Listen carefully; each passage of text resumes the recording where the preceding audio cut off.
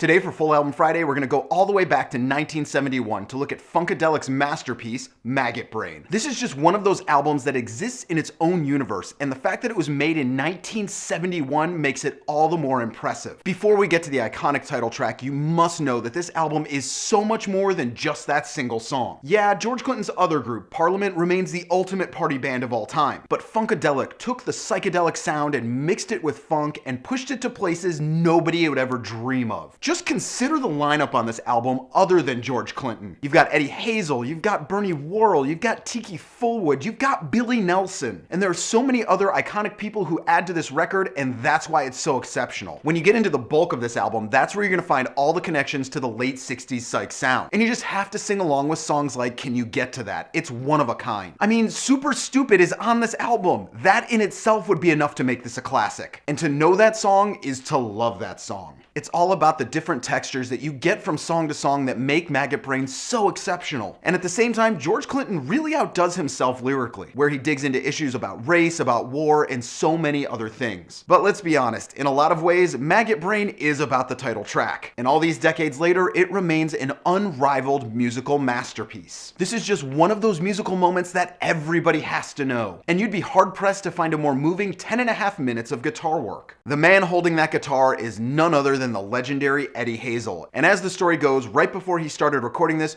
George Clinton told him to play as if he found out that his mother died, but then he found out that it wasn't true. The guitar solo that he created from this point of inspiration is something beyond moving. It's beyond jaw-dropping. Simply, it's Maggot Brain. It's the emotion that you can so clearly feel at every note that vaults this so far beyond everyone else. And there's also this almost apocalyptic feeling that runs throughout the entire piece. And it's just one of those songs you can keep going back to and it blows you away every single time. To add to how impressive this song is, it was recorded in a single, unedited take. Some want to claim that this is a spliced track, but it's not. This is the work he played in its entirety in one shot. Pure genius. Yeah, there were other musicians who played on the track, but after Clinton heard Eddie Hazel's performance, he faded all of them, save a little bit of percussion in the bass line, completely off of the track. Even if it's only for the title track, Maggot Brain is essential listening for everyone. And those who venture past the iconic opening song will find some of the greatest music George Clinton ever recorded. Maggot Brain is simply an album that knows no equal. And if somehow this isn't in your collection,